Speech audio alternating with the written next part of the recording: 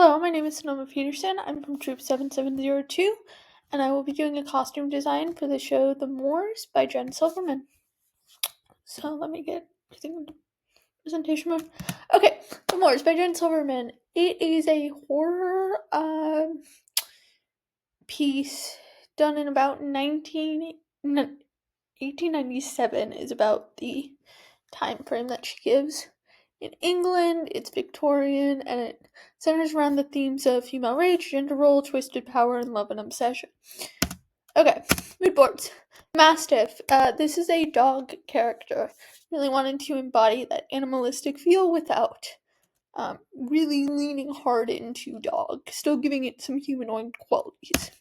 Hudley, her insanity dress. I'll explain this later, but very prim, very proper, and then we've got those mood boards of going a little crazy. She's a little bit mentally unstable, and definitely in this scene where she actually ends up killing Agatha with an axe. Agatha, this is her first appearance, very high-class Victorian, very buttoned up, very demure.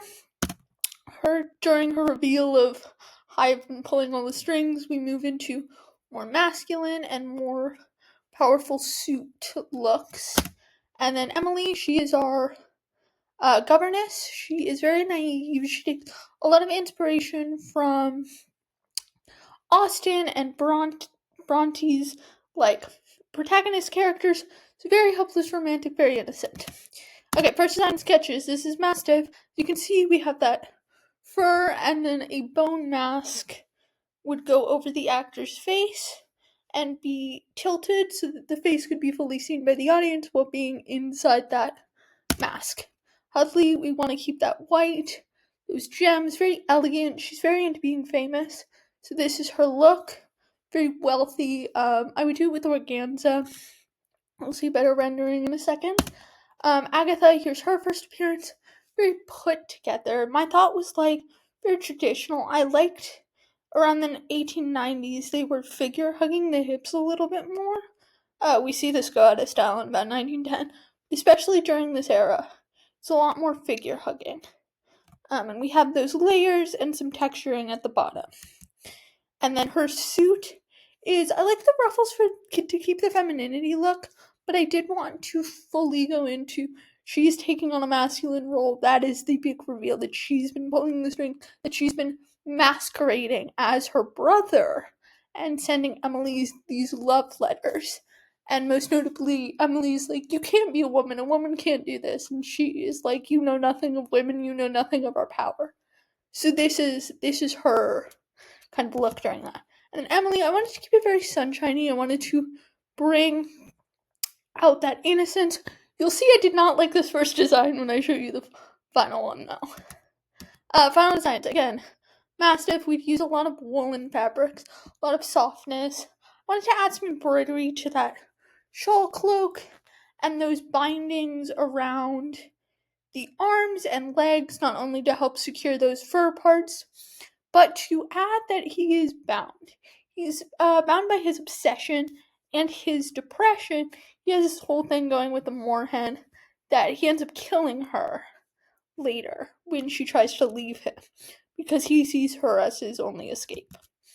Hudley, I wanted to make him more wealthy looking. Again, we use that organza, those shiny gems, but more importantly, if it's white, during the murder scene, it will get covered in Agatha's blood, almost adding to both a Carrie reference for the insanity part, but also adding to how, this obsession with wanting to be important, wanting to matter, wanting to be famous, drives her to utter insanity. Agatha, let's keep her a little bit more dulled down for the first time we see her. I wanted her to look unassuming. She is a high-class Victorian woman. She's put together. She's into manners. At least that's how she presents herself. She is into propriety. So I wanted her to be in mostly grayscale, have those blue tones come out for a bit more of this oddly calming vibe, but she still needs to look important. And then that flip. I almost took on kind of a vampire look. She ends up becoming an abuser in this situation, especially to Emily. She takes on this role, and it almost becomes biblical in the way she becomes almost like Queen Jezebel from the Bible in that sense, of taking on a male's role. That is what makes her so terrifying in this Victorian context, is that she has suddenly become in control of not only her brother, who she walls up in the attic because he keeps assaulting women, but that she has become the manipulator that she tried to destroy. And then again, Emily, I wanted to keep a little bit more simple. I liked the light blues.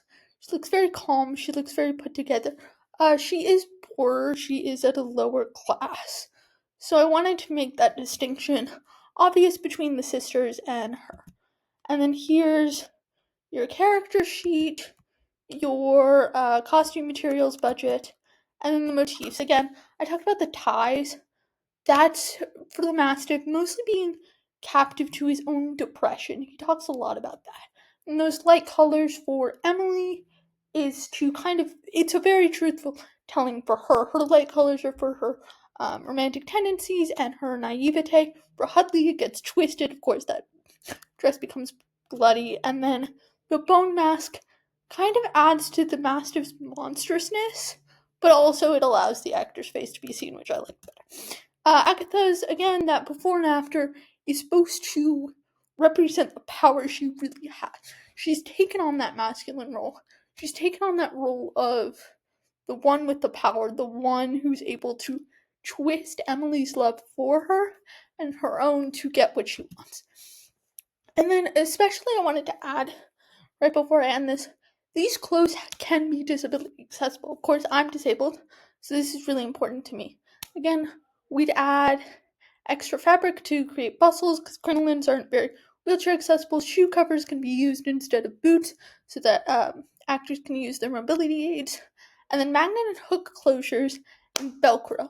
Those are often used in disability accessible clothing, but it would allow basically fake buttons to happen without having a person have to do the buttons themselves, which if the performer has low motor skills or even one hand can be done themselves.